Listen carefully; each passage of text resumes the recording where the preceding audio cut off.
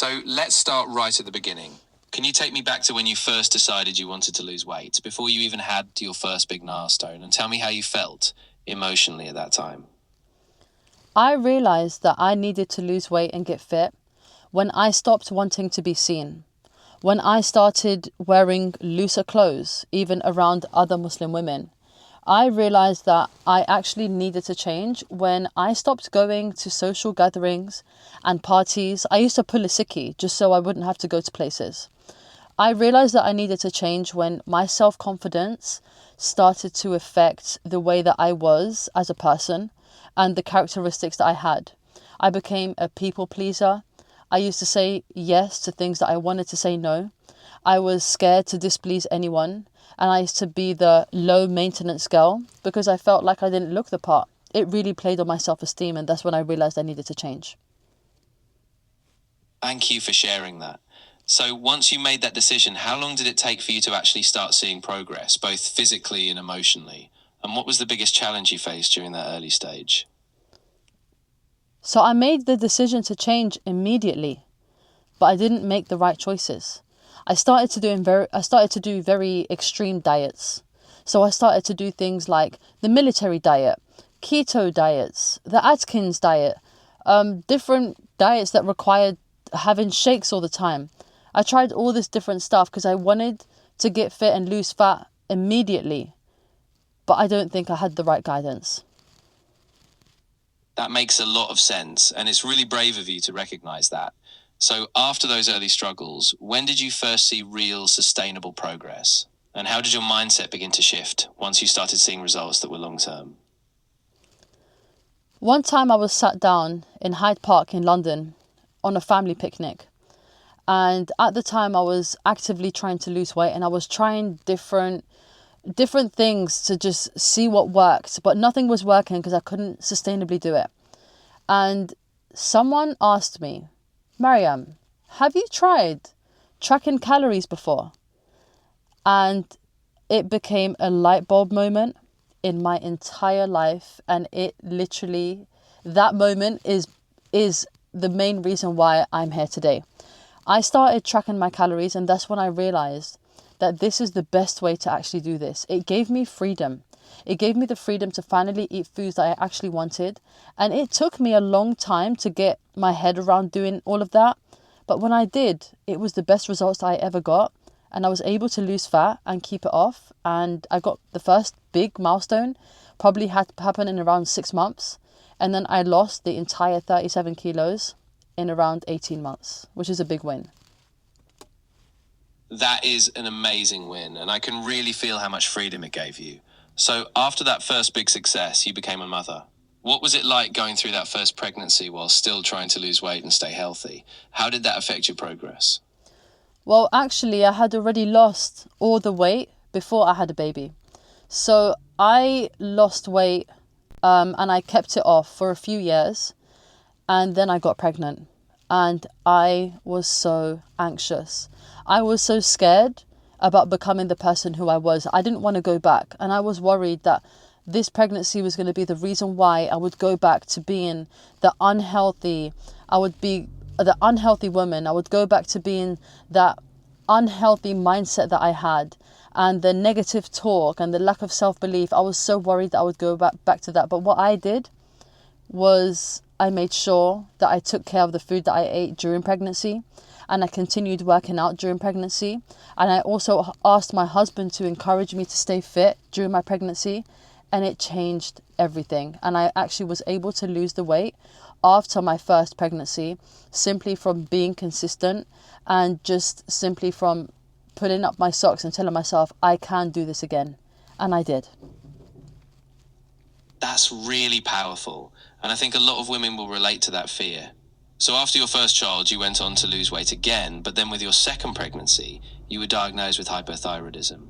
How did that diagnosis change the way you approached your body, your health, and your sense of self during that second journey? During my pregnancy, I knew there was something up. I knew there was something wrong. And it was a very stressful pregnancy. I was in the middle of moving country and city, and it was just a lot. It was very unstable. and I just felt very stressed at that time. During the pregnancy, I was extremely fatigued, more than my first pregnancy, but I just thought it was due to being pregnant, and every pregnancy is different, is what I was told. After I gave birth, at that point, I had already gained 16 kilos, and it was more weight than what I had gained in the first pregnancy. So this is something that I wasn't really used to, and I didn't quite understand what was going wrong. And I remember going to get a blood test to find out why I was so tired, but they put it down to just postpartum and hormones. At this point of my life, it was actually one of the most stressful and most vulnerable times of my life. I had 2 young children. One was 4 and the other was, no, one was 2 and the other was a newborn. However, he's now 4 and the other one is 2. But I remember during that time, I was trying to keep up with my workouts. I was doing like 12,000 steps a day because I used to want to take out my children for walks, and I also wanted to get my steps done. And I was pretty confident that I was going to get the weight off. And I was also very anxious that I wouldn't get the weight off. But I knew that if I pushed, I could do it. And obviously I did. But when I got diagnosed, because I felt there was something wrong, because I was doing all of those things and I wasn't losing any weight at all, it was one of the best moments of my life and one of the worst moments of my life. It was the worst moment of my life because as someone who's been fit for a very long time and healthy for a very long time, it felt like a slap in the face. It felt like, what did I do so bad that I now have an autoimmune condition that I will have to live with for the rest of my life? And if I had known that I was going to get diagnosed, maybe I would have had that extra slice of pizza. Maybe I would have been a little bit more lenient with my food. You know, if I had known that this is how it was going to be, maybe I would have changed how I was. But then it was also one of the best things in my life because it made me take care of myself a lot more. Not just my physical health, it actually pushed me to start taking care of my mental health. And it also allowed me to relate to so many more women. I was already coaching Muslim women to lose fat, but I didn't know how to support ladies that had hypothyroidism, Hashimoto's, PCOS, or any other autoimmune condition. So I always felt like I couldn't really relate to them and I didn't know what was wrong, and I thought a calorie deficit was enough. But I was pushed to finally understand that a calorie deficit is not enough. Eating less and moving more is not enough when you have a hormonal condition. It's not enough when you have a metabolic condition. It is not enough when you have PCOS or any other similar condition.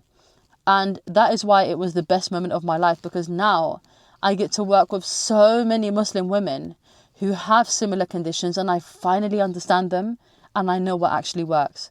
But losing weight myself with those conditions was probably one of the most difficult times of my entire life. What used to feel so easy, I felt like losing weight for me became easy. It was something that I could just do. I didn't have to think about it. Calorie deficit, move more, and we just lose weight and that's it. But then it was different. It became about the quality of foods that I was consuming. It became about making sure that I was rested and having less stress and sleeping better.